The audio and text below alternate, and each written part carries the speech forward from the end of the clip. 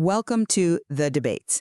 Our discussion today is it's rooted in the Capitol's governance during the 50th Hunger Games, and we're really diving into how Panem maintains its tyrannical grip over the districts. Right, and the material gives us a pretty unique insight, especially through District 12's brief moment of, you could call it radical resistance, right before the quell.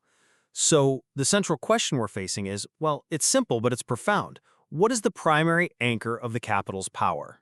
And I'm going to be arguing that long-term control fundamentally relies on the meticulous manipulation of narrative and public perception, what you might call engineered submission. And I'm going to challenge that. I mean, while the Capitol certainly uses spin, the true necessary bedrock of its power is the constant, overwhelming threat and the immediate application of physical force and fear. So my core position is that the system's resilience rests not on sheer military strength, but on a kind of psychological mastery. The Capitol seeks to manufacture consent, making oppression feel both inevitable and, crucially, consumable as entertainment. I mean, the source material itself opens by asserting that government, even the most despotic in military, is founded on opinion only. We see this practical application through people like Plutarch Heavensbee. When he encounters that chaotic reaping, his concern isn't military security. It's packaging the District 12 tributes for the Capitol audience who, as he notes, eats that stuff up. The system requires public belief in the narrative. No Hunger Games, no peace. That's a compelling analysis of the, let's call it the public relations side, but I come at it from a different angle. Propaganda is the curtain, sure, but force is the wall that holds up the entire theater. The governed always have the advantage of numbers. The book says force is always on the side of the governed, and yet the Capitol rules effortlessly. The reason is the instant, undeniable brutality of their response. We see this graphically. Woodbine Chance, one of the newly drafted tributes, runs from the reaping line, and he's shot immediately from the Justice Building rooftop. That raw, visceral execution is what makes the crowd drop automatically on my knees and assume the position.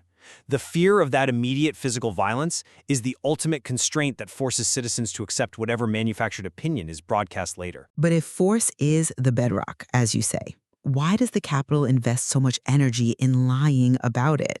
The most compelling evidence for narrative supremacy comes from the meticulous editing and, the erasure of reality. Haymitch watches the recap footage and notes the complete absence of Woodbine's shooting and the crowd turmoil. Plutarch explicitly states they use footage of peacekeepers controlling the crowd to hit the no peacekeeper, no peace angle. The reality, a boy's head exploding in defiance, must be erased because the spectacle has to confirm Capitol's stability, not expose its desperate brutality. Doesn't the image of controlled power become more durable than the memory of raw violence? I'm just not convinced that the lie matters unless the initial trauma has already secured the submission, that editing is only possible after the raw force has subdued the population. The fear of that original moment is what secures compliance in the square. Furthermore, if the system relies on opinion, why does President Snow resort to such targeted, intimate terror? I mean, consider the fate of the philosophical resistor Lenore Dove. His decision to eliminate her is not done through a public spectacle, but through a personal, devastating act. The poisoned gumdrops delivered by Haymitch himself. This chilling, quiet application of deadly force proves that brutality and terror are the ultimate foundation upon which all the public relations operate. And I understand the focus on packaging, but I want to refocus on the ultimate product here. Let's just look at the games themselves. The spectacle serves as the most potent, ritualistic display of lethal force. While the material notes the games evolved from pure punishment to unapologetic entertainment, the core function remains the televised, brutal death of 23 children, confirming the Capitol's absolute power.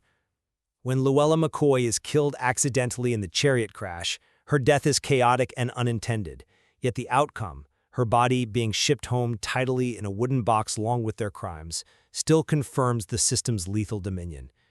Brute reality, the fact of death, overrides the planned narrative, but ultimately still serves the system's power.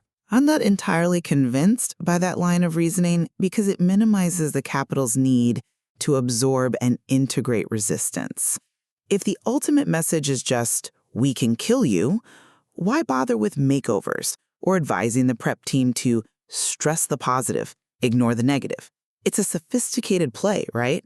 They don't just kill the rebels. They integrate their defiance into the product. Look at Haymitch's 1-point score, an act of contempt, which is instantly spun by mags as distinctive and fodder for gossiping. That process of turning atrocity and rebellion into marketable entertainment is a far more effective tool for long-term control than simple military occupation. They have mastered turning resistance into content, and the most radical resistance demonstrated in the material targets exactly this psychological control. Lenore Dove's songs and political philosophy are aimed at destroying fatalism, arguing that people are troubled by thinking things are inevitable, not believing change is possible. The Capitol's entire propaganda machine, from the reaping ritual to the slogans, is designed to instill this sense of inevitability. Therefore, resistance that seeks to break the machine, like Haymitch is plotting with Beatty, is prioritizing the destruction of the perceived structure, challenging the opinion that the system must endure. That's a compelling argument, but what is the Capitol's effective response to that philosophical challenge? They don't counter her songs with an editorial in the Capitol Gazette. They murder her and burn her house down. The crushing finality of that terror is what underpins the perceived inevitability. Haymitch himself, reflecting on his position after the quell, eventually understands he is living proof that the Capitol always wins. When philosophical resistance is met with fire and poison gumdrops, the physical reality of violence establishes the ultimate inevitability. To summarize, while the Capitol certainly deploys force, brute force is simply inefficient and unsustainable against large populations unless their will to resist is broken. Their long reign rests on their capacity to manage the narrative, to turn the spectacle of atrocity into unapologetic entertainment and edit out inconvenient truths, controlling global opinion to maintain manufactured consent. And my evidence leads me back to a more fundamental point. Force creates the conditions necessary for propaganda to function. The visible threat, Woodbine's shot on the roof, the taser, the final fate of Lenore Dove, ensures immediate compliance, regardless of what version of the games the audience sees on screen. The system is founded on the terror of immediate sanction, and that, for me, is the true source of Panem's power. Indeed. The material highlights how complex systems of power rely on both the stick and the meticulously crafted performance, Leaving us to weigh which element, the spectacle or the sanction, ultimately ensures the long reign of Panem